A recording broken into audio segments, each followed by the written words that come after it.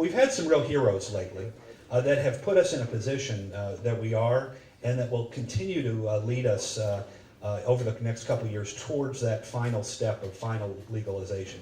What I want to do to you today, what I want to talk to you today, is I want to give you a brief overview of where we've been in terms of the law, how it's changed over the past couple of years. And then I want to leave a bunch of questions for you to, if you have any specific questions about the legal dynamic and the role we're playing to try to get us to the final status. But the first political hero is the guy that got me involved in the issue.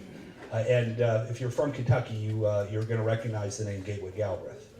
And yeah, absolutely, Gatewood gets a big hand. Now, Gatewood ran for political office here in Kentucky about 700 times, maybe only a dozen or so. I ran against him once. We ran for governor, and I got to know him really well in that race. And I was one of those political cowards that said that I was opposed to him because it was the easy thing to say. I wouldn't get any contributions for being for hemp. Nobody really understood it. And so if I were asked at a forum what I felt about hemp, I would have said, well, no, I'll be for it when only till law enforcement's comfortable that it's not marijuana. That was the constant phrase that politicians would use and continue to use today over and over again. And Gatewood was very courageous to be not only for hemp but for its cousin product, which I'm not going to talk about today, and was very outspoken about it. Unfortunately, Gatewood also liked to use its cousin product and was a little bit stereotyped for that. And despite the fact that every debate he went to, every forum he was in, he always was the funniest, he was always one of the smartest, always had a lot of great ideas to say. But he got kind of pushed off into a corner because of that one issue. So when Gatewood passed away 3 years ago, as a tribute to him, I decided I'm going to revisit this. I'm going to look more closely at the industrial hemp issue. And I write for a website called The Daily Beast, which is a national political website. I also write for a much more interesting website called Kentucky Sports Radio. So tune in Sunday nights at 8 o'clock for my columns. But I write for The Daily Beast, and I wrote a piece that talked about why hemp should be legalized. And one of the people that read that piece was one of our next political heroes, a guy who, again, if you're from Kentucky, you know, Jamie Comer. And Jamie is the current agriculture commissioner. And Jamie had just won his election for agriculture commissioner. He was the only Republican that won on the entire ballot, and he got the most votes on anybody on the entire ballot, and his leading issue was legalizing industrial hemp. So Jamie said, I read your piece in the Daily Beast. Jonathan, you're a liberal Democrat. I'm liberal on social issues. Jamie is a conservative Republican. He said, I'm about to go into this political battle. The governor's against us. The Speaker of the House is against us. The Senate Majority Leader, President's against us.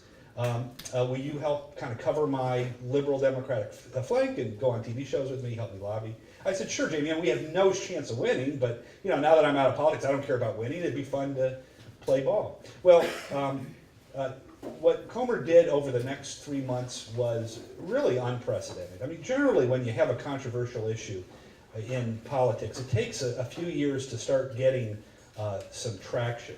And Comer was able to get something incredibly accomplished in the General Assembly within 3 months. And he started off by bringing some current or longtime supporters of hemp, also some hemp heroes. Senator Rand Paul, who has been supportive of hemp, as was his father for quite some time. Conservative Republican. Thomas Massey, conservative Tea Party Republican up in northern Kentucky. And John Yarmouth, who like me is a liberal Democrat out of Louisville. And the three of them came and testified for industrial hemp. And so after this continual education process where folks began to really understand, wait a minute, it's not marijuana, wait a minute, there are some applications here that could bring jobs to Kentucky. Wait a minute, our tobacco industry that has been under siege might be able to find a new crop to diversify. Slowly the walls came, I'm sorry, not slowly, quickly the walls came tumbling down.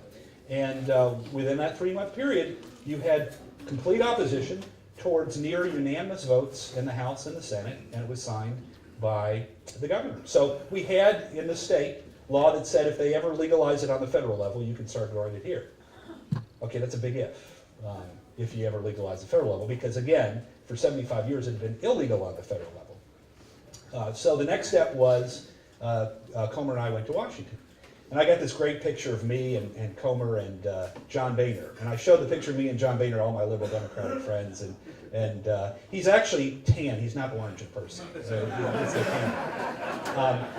But we met, I introduced Comer to all of my friends in the Obama administration, various agencies, and then we went up on the Hill and met with Democrats and Republicans and started to lay the groundwork. And there were a lot of converts in the process.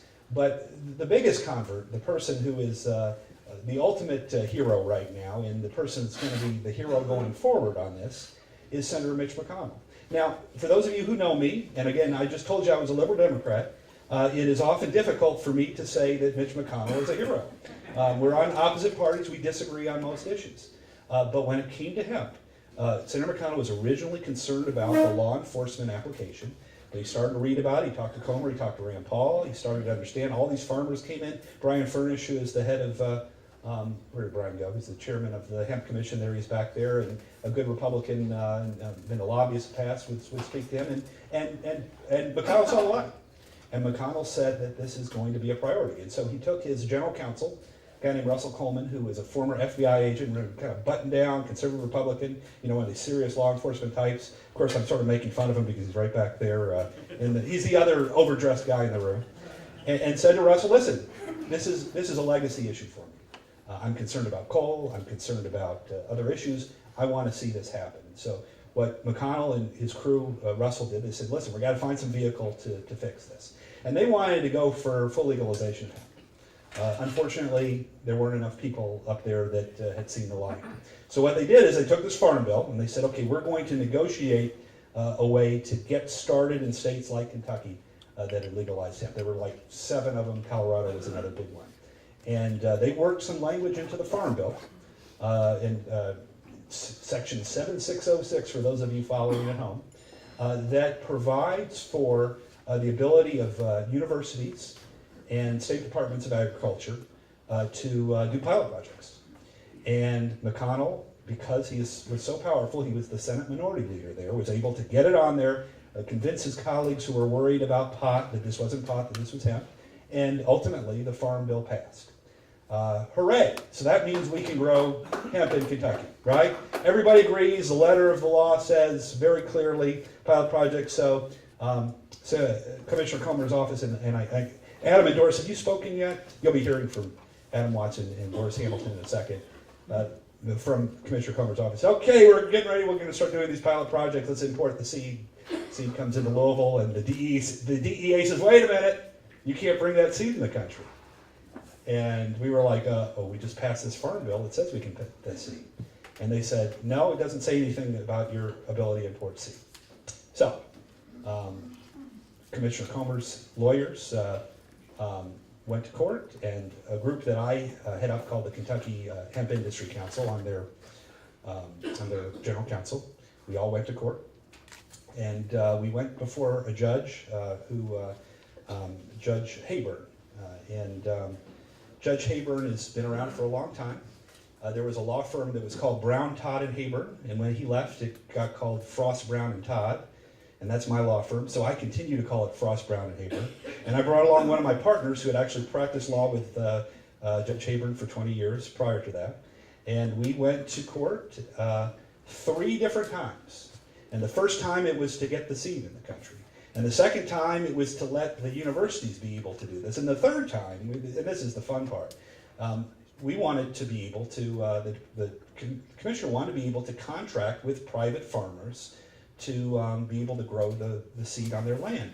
Because the Department of Agriculture has a little plot, like a little grassy knoll in front of its offices, but there's no way it's going to grow hemp in that little tiny plot. And the DEA was saying, well, the Department of Agriculture can grow, but they can't have somebody grow for them, even though it's typical of Departments of Agriculture and universities to contract out these services. So again, we went back to court, and each time the judge looked at the DEA and said, what are you guys doing? And each time the DEA backed down. So after that court challenge, Commissioner Coleman and his staff went into full gear and had their first round of pilot programs. And I'm not going to go through it with detail because I know you'll hear from them in a second. But then this year, They put out their second round, and over 100 folks have been accepted through the beginning of the process. So it went from a dozen or so to now over 100. So now we have a very vibrant pilot program running in Kentucky. And in the meantime, we now have 20 states, and maybe it's now 22 or 23 because they keep on adding to the list every time I don't look, who are following Kentucky's lead, who are passing legislation, and are trying to get the regulatory structure set up so they can do their own pilot programs. And so we lead the country in a number of things. We lead the country in horse racing. We lead the country in... Russell, what's that sport they're playing right now? I keep forgetting. Yeah, something about March Madness. We've got a pretty good team, apparently. Oh, read Kentucky Sports Radio. Jonanthan Miller, Sunday nights at 8. So if you want to read about Kentucky basketball. And now we have this national leadership in hemp. That would be great to say that's the end of the story, but we still have a ways to go. Ultimately, this pilot program stuff is great. It's going to be a great way for us to prove, and also it gives Kentucky advantage because we're so far ahead of other states. It's going to lead us to be, when we get full legalization, it'll lead us to be the front of the line. But we all want to have full legalization because the DEA is always prone to find some argument to restrict things. And additionally, it's a complicated procedure to have to follow the law to get through the pilot projects. We ultimately want it to be able to, any farmer in the state that's qualified and that meets certain qualifications, regulations, can apply to the Department of Agriculture and be able to grow the crop. We don't want to have the kinds of strict limits that we have. We don't want to have limits on where it can be sent. We don't want to have limits on how it can be grown and how it can be sold. So we are doing, our legislative efforts are in two different paths, and they're going along the same path. They're going along at the same time. The first path is the one that Doug mentioned on the Skype, which is we want to have legislation to fully legalize industrial hemp, to take it off of the scheduled substances where it is treated by law, still today, it is still treated today as a Schedule I narcotic, just like heroin. You can get cocaine easier because cocaine apparently has got some medicinal value. Cocaine is less a drug than hemp, which, as you all know, if you try to smoke hemp, you're going to die of smoke inhalation before you get the slightest buzz. But yet, for some reason, it is classified higher than cocaine and the same as heroin. So we want to get that rid of. We want to get it off the Controlled Substances Act, and we want to have it treated in federal government just like any other crop, whether it's soybean or corn or tobacco or whatever. Get it over to the U.S. Department of Agriculture where they can implement the traditional regulations that for crops and return to 75 years ago when hemp was an agricultural commodity. We're not optimistic that's going to happen anytime in the next year, but we are extremely optimistic that's going to happen. It's going to happen whether it's a year or 2 years or 3 years. As we found, these walls are tumbling down very quickly once people understand the crop. But in the meantime, we're still in a hurry to try to get more things done. So we are looking at some baby step legislation to be able to work through the guise of these pilot projects to expand them in ways that help farmers do more innovative things. For example, the law is still a little unclear as to what hemp is. And I know some folks there's flowers, there's the stalk, there's the oil, and we want to be really clear that hemp, that anything under 0.3 THC, any of its products should be considered legal in these pilot projects. There is really a lot of interest in being able to ship stuff from state to state. You're allowed within the Farm Bill to do marketing studies, which means you can actually sell the product. But there's a question about whether you can sell it across state lines, and that's something that we want to quantify. Additionally, we want to open up new markets. This is one exciting market that we're thinking about. In some countries, hemp is the fabric for their militaries. Wouldn't it be incredible if the U.S. military, instead of buying their fabric overseas, were clothed and equipped and their canvas was in hemp? That seems so obvious, but right now the laws are such, because it's on a schedule, that the Defense Department wouldn't be able to purchase that. We'd love to be able to see changes in the law to make that happen. So all of that stuff is going on, and we would love to get any of your ideas in terms of things that you think we can do in the interim as we move towards full legalization. So where is this all coming from? We have, I mentioned an organization that I helped create called the Kentucky Hemp Industry Council. And when all this was happening, when the hemp movement was starting, we understood there were a lot of great grassroots organizations, but there was really no trade association of business people. And so we have now, under Commissioner Comer's suggestion, set up what's called a 501c4. It's a trade association, a nonprofit group of business people who are dedicated to pooling our assets, to funding lobbying campaigns, to funding potential litigation if the DEA continues to mess with us, but most importantly to start this process of collaborating, where we've got folks, about half of our members are from Kentucky, half of them from out of state, and these are folks that come together 4 times a year and then on the phone more often to collaborate and to figure out ways to work together. Again, our chairman is Brian Furnish in the back. Brian is a farmer from Cynthiana, who I think you're going to hear from later today, and some of you might know Derek Vaughn, who has been in the tobacco business here in Lexington for 50 years, his family for 100 years, and he is a part of our organization. I know we have some other folks. Mose Putney was mentioned earlier from Louisville. We got some folks all the way from San Diego, from Canavest, Mike Mona, and Chris Boucher, who I think is also speaking later. And by the way, the earlier speaker was talking about looking for seed. I know if anybody's looking for seed, you might be able to talk to Mike Mona or Chris Boucher in the back, who are helping find seed for programs here in Kentucky. Who am I missing? I know I'll get some other members here. Well, anyway, this is an organization that is committed to trying to develop an industry here. And if there are any folks in the room that would like to consider being part of this, please let me know. And again, it's a trade association. It's a membership organization. It's not one of these. It's not a grassroots thing. There is some expense because we're trying to pool our resources to fund different lobbying and legal things. But if that's something that you're interested in, let me know. But ultimately, I really see that we've got a tremendous, bright future here. I'm seeing David Williams here. David, who at University of Kentucky is doing some extraordinary things in this area. Murray State is doing some extraordinary things. We've got an exciting decade ahead of us. But right now, we're trying to plug through to get the legal regime to the final solution, which is full legalization. But in the meantime, figuring out ways to use the courts and to use our lobbying ability to help farmers, help processors, help end users and product sellers to be able to sell their wares in this process. All right, so all that being said, let me, in my limited time afterwards, if you have any questions about the legality, about where we're going politically, I wanted to give you an opportunity to ask me so I can do my best to answer. Yeah? Phil Warner earlier was talking about the seed varieties and the THC content. I know currently in the law is 0.3%, and that is in Kentucky law. And I have a two-part question. Is that also in federal law or federal regulation? Yeah, and so this has been a big issue that will be part of the policy discussion. What is hemp? And I've asked this question a number of times and I've gotten different answers, but I think that somehow in Europe it was established several years ago that hemp was 0.3% THC and less. And then that's stuck, and that's part of the federal law.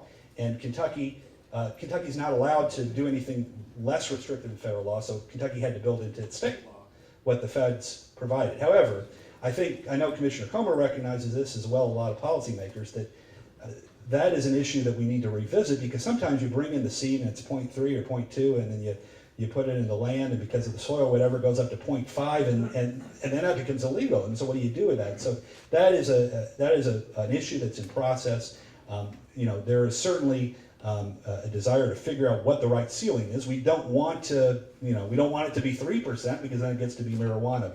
But do understand that the 0.3 is something that the policymakers are looking at, and I don't think anybody is. We're wedded to that right now because that's the law right now. But I think in the long run, that's something that people will be debating. Did you say you had a second question? A real short question about the Interstate Commerce Commission earlier. The rules and the regulations, will they determine who controls interstate transportation? If I've got a director out to Illinois and it's legal in Illinois and it's legal in Kentucky, if I make a CBD product and I take it to Illinois, do I risk getting busted by the DEA? Here's the short answer, and I want to say at the beginning, listen, I'm a lawyer. I'm not giving you confidential legal advice right now. I'm just giving you my opinion. And my opinion in reading the statute, and I've read 7606 10,000 times, and I don't know if any of you know the Jewish tradition of studying the Talmud. I'm Jewish, and the Talmud is this 1,000-year practice. If you look at the Bible and you look at every word and you try to figure out, okay, what did God mean by that really one word? And then you got all these rabbis around, they all disagree about it. Well, I've approached 7606 that way. And my legal opinion, my personal legal opinion is that the statute, as long as you are growing the hemp as part of a registered pilot program, so you've got to sign up with these guys, as long as you've done that, and you are selling into a state where hemp is legal, that you should be able to do that. Do you run the risk of being prosecuted? Yes, that's the problem. The DEA probably doesn't agree with me. And so the issue is, would the DEA come and arrest you? I don't know. If they did and you went to court, you might win. But because of all this uncertainty, a lot of folks are saying, well, I don't want to take that risk, even though Jonathan says that it's purely legal. I don't want to go through the process of DEA putting me in jail and then having to go to court and find a lawyer to help me with all that. So that's precisely why we are trying to, one of the things we're going to try to do with statute is to define that. We're going to want to say in this baby step legislation that interstate commerce between hemp states is legal. Yeah. And if that happens, then we're set. Correct me if I'm wrong, there's already cases involved in this issue now. Oh yeah, no, there are Guy cases from involved. Colorado's trying to sell over the internet. Yeah. And he gets taken down, so. Yeah, if you look at Amazon.com and you put on, you click the word CBD, I think you're going to find 300 products being sold there. Mm-hmm. And I think the DEA would argue that was illegal. I would probably argue that a lot of it is illegal because it's not being, most of that, that at least some of it that's not being done under pilot programs here in the States is probably illegal. But to date, the DEA hasn't cracked down. Interestingly, though, the FDA has weighed in on some of this. And the FDA has said, we are going to crack down on you if you purport that your CBD oil product has medicinal value, because that violates FDA regulations if it hasn't gone through the whole medical process of saying something's medicinal. But by implication, they're saying if you don't say that it's medicinal value, which a lot of CBD folks just say, hey, it's a nutritional supplement, do what you want with it, then perhaps the FDA is sanctioning that it's sale. Now again, that's a legal interpretation. You're still taking a risk here, and I don't want to advise anybody to go online and put your product there because, again, the DEA might not look as friendly about this as I do. But so this is a gray area. There's a whole lot of gray areas, and we are hopeful that we get this all black and white in the end. But during this period, until we get to the end, to try to develop the statute so that these gray areas become a little bit more black and white.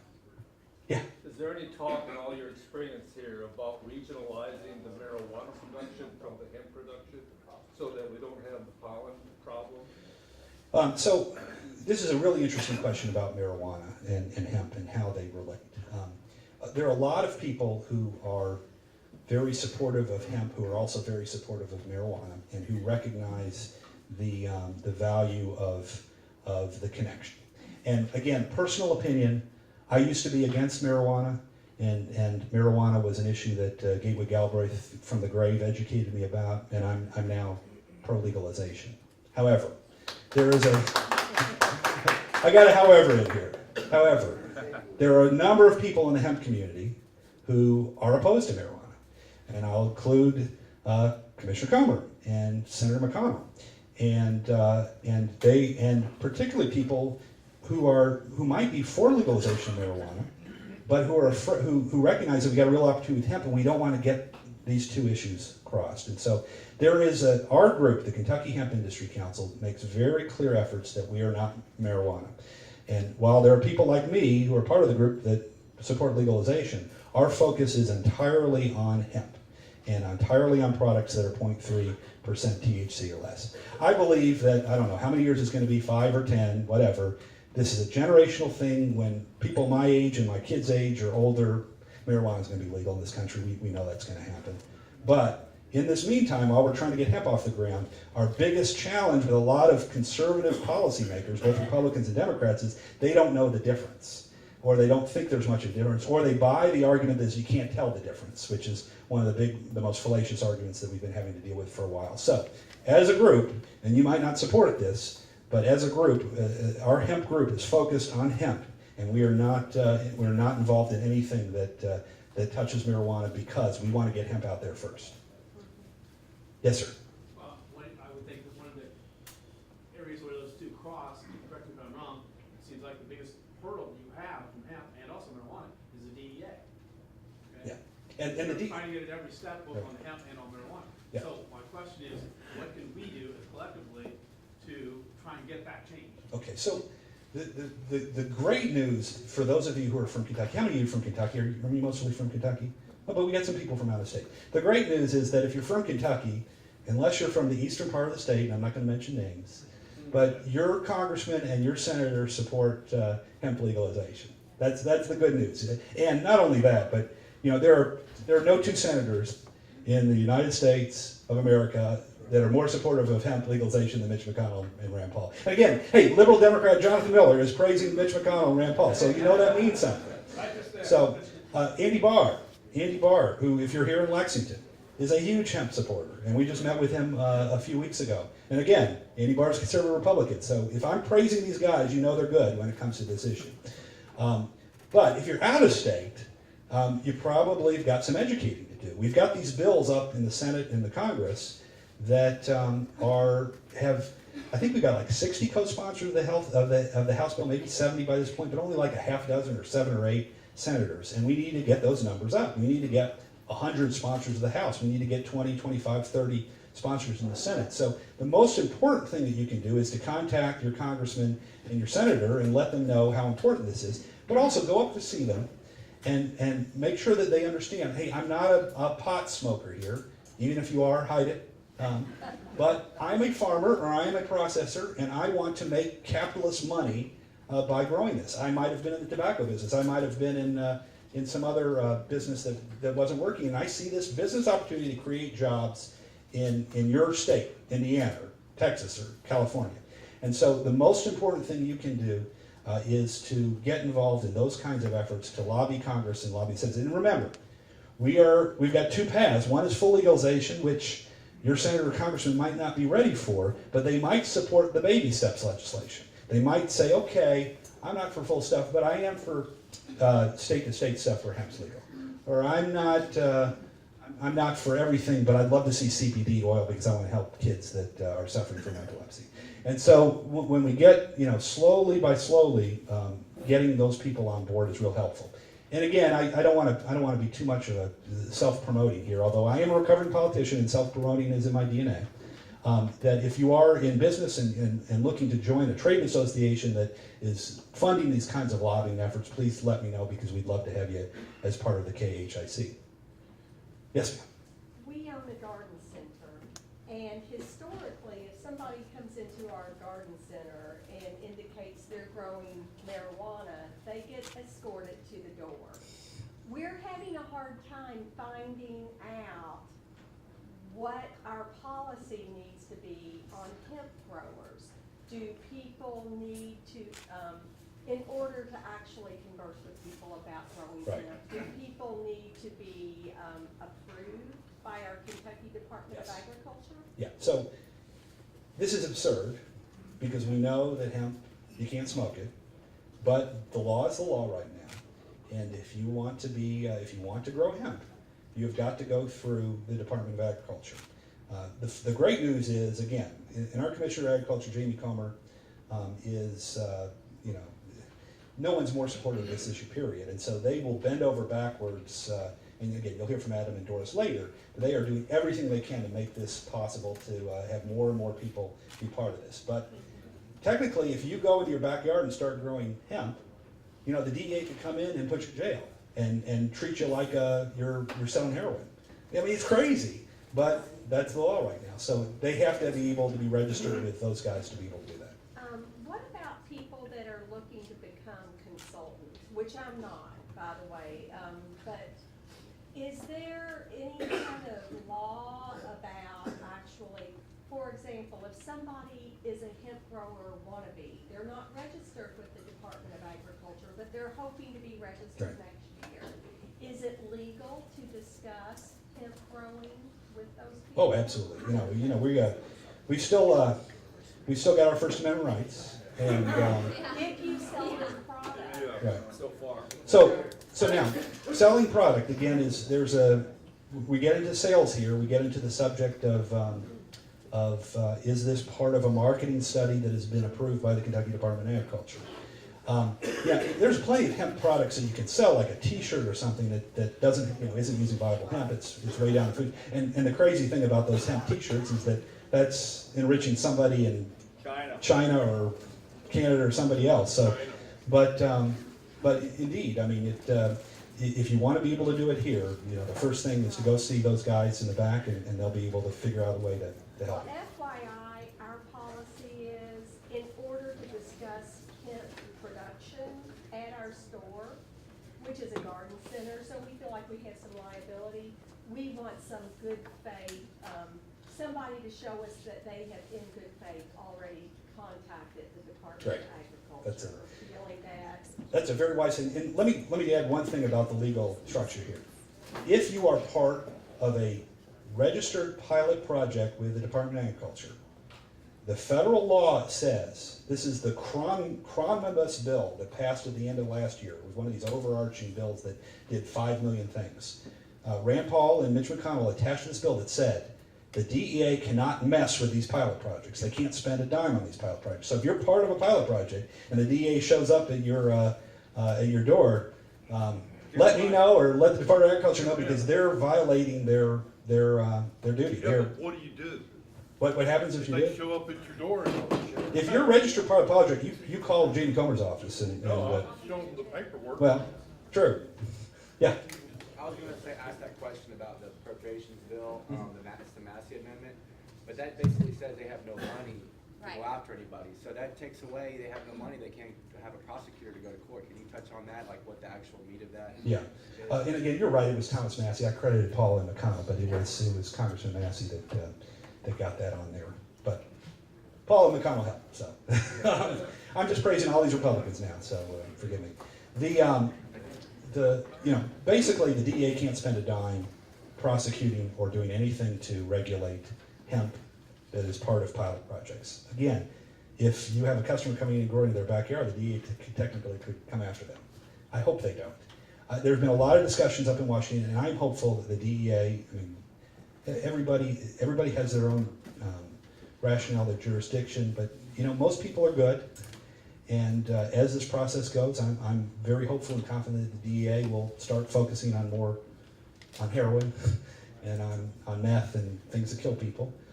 But for the time being, the key thing you want to do if you want to get involved in hemp in Kentucky is go see Adam and Doris, and they'll take care of you.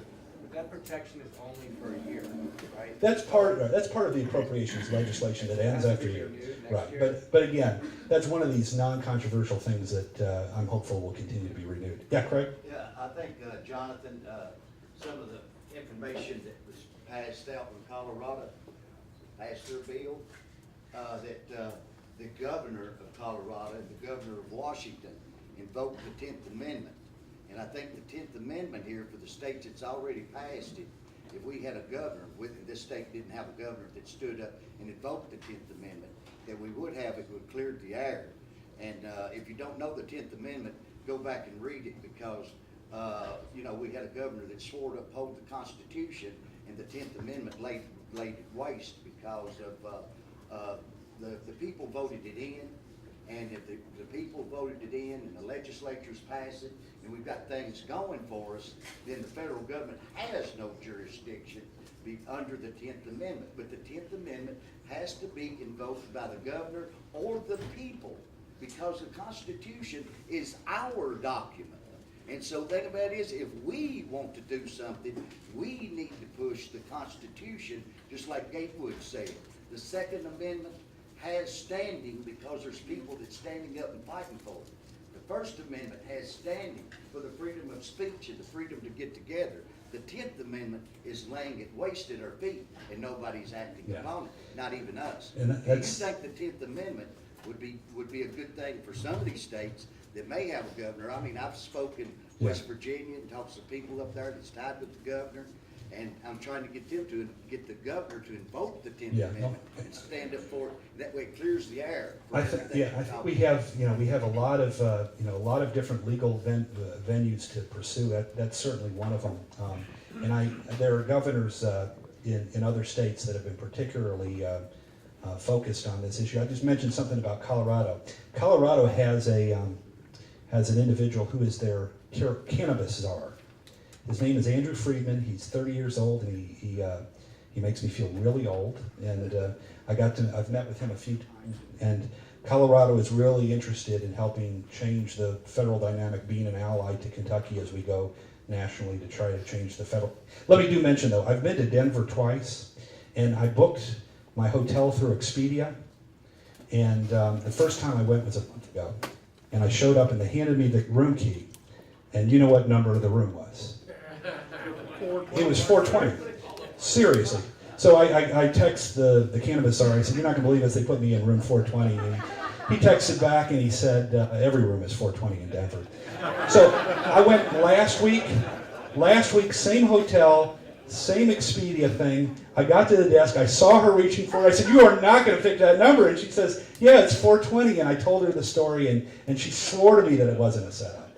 So it is. My wife would say. My wife uses the word synchro destiny. It's a Deepak Chopra saying, and that I got room 420 in Denver both times means something very important. So, yeah. Jonathan, it's been an honor and a pleasure serving with you on the Industrial Hemp Commission. And as long as you're on a roll praising Republicans, I don't think we should forget former Governor Louis Nunn, who No doubt. really championed this with Gatewood Galbraith and Craig Lee and some others. And Yeah. No, Andy Graves.